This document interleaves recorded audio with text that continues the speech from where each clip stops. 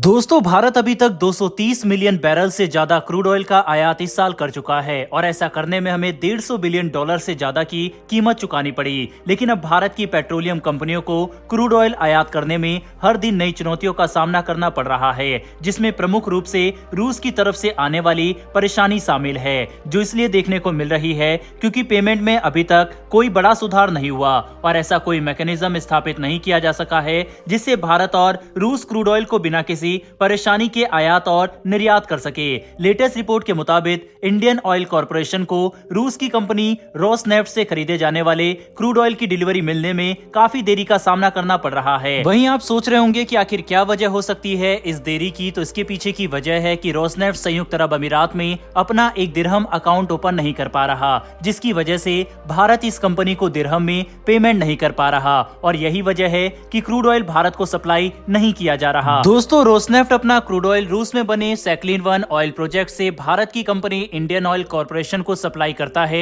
ये वही प्रोजेक्ट है जिसमें ओएनजीसी विदेश लिमिटेड के पास 20% की हिस्सेदारी है। यह ऑयल फील्ड अभी तक हर दिन 2,50,000 बैरल क्रूड ऑयल का प्रोडक्शन कर सकता है और इस प्रोजेक्ट में 2.3 billion barrel crude oil reserve है। मतलब एक काफी बड़ा ऑयल फील्ड होने के बावजूद भारत को पेमेंट में आ रही परेशानी की वजह से क्रूड ऑयल की सप्लाई समय पर नहीं हो पा रही। भारत सरकार अपनी पेट्रोलियम कंपनियों से अनुरोध कर रही है कि हम रूस से खरीदे जाने वाले क्रूड ऑयल के लिए पेमेंट किसी भी कीमत पर चाइनीज करेंसी यानी युआन में ना करें और जितना हो सके ये पेमेंट या तो भारतीय रुपए में हो या फिर संयुक्त अरब अमीरात की करेंसी दिरहम में की जाए। रशियन कंपनी भारत से इसलिए भारतीय रुपए नहीं लेना चाहती क्योंकि उनके पास इसके एक बड़े भंडार मौजूद है और भारतीय रुपए का इस्तेमाल करने के लिए रूस के पास ज्यादा विकल्प मौजूद नहीं है। लेकिन रूस की कई कंपनियां अभी तक संयुक्त अरब अमीरात में अपना अकाउंट ओपन नहीं कर पाई, जिसकी वजह से भारत इन्हें दिरहम में भी पेमेंट नहीं कर सक रहा, जो बड़ी परेशानी बन चुका है अब क्योंकि भारत के पास भारतीय रुपया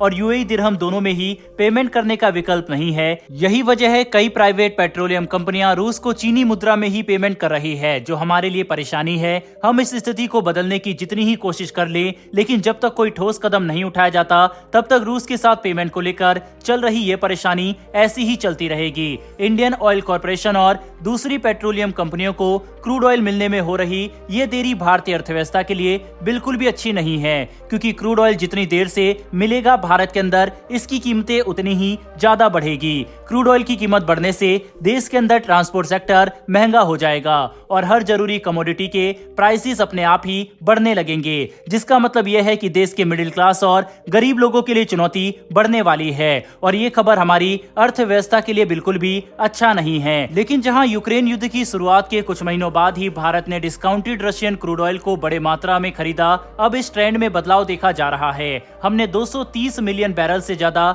क्रूड ऑयल की खरीद की, जिसमें से 58% हिस्सा हमने मिडिल ईस्ट के देशों से खरीदा है, जिसमें संयुक्त अरब अमीरात, सऊदी अरब और इराक जैसे देश शामिल हैं। जबकि रूस से खरीदे जाने वाले क्रूड ऑयल की संख्या अभी भी 35% के आसपास की है, लेकिन इसमें पहले के मुकाबले गिरावट देखी जा रही है। वहीं ऊपर से जहां एक तरफ रूस के साथ भारतीय रुपए में पेमेंट करने में हमें हर दिन चुनौती का सामना करना पड़ता है, संयुक्त अरब अमीरात के साथ इस तरह की चुनौती नहीं देखने को मिलेगी। कुछ दिनों पहले ही खबर निकलकर सामने आई थी कि यूएई और भारत के बीच में क्रूड ऑयल का ट्रेड पहली बार भारतीय रुपए में किया गया और ये ट्रांजैक्शन पूरी तरह से सफल रहा। ये ऐतिहासिक पल इसलिए था क्योंकि ऐसा पहली बार देखने को मिला जब किसी खाड़ी देश ने अमेरिकी डॉलर के बजाय दूसरी मुद्रा को इतनी आसानी से स्वीकार किया और क्रूड ऑयल का निर्यात किया।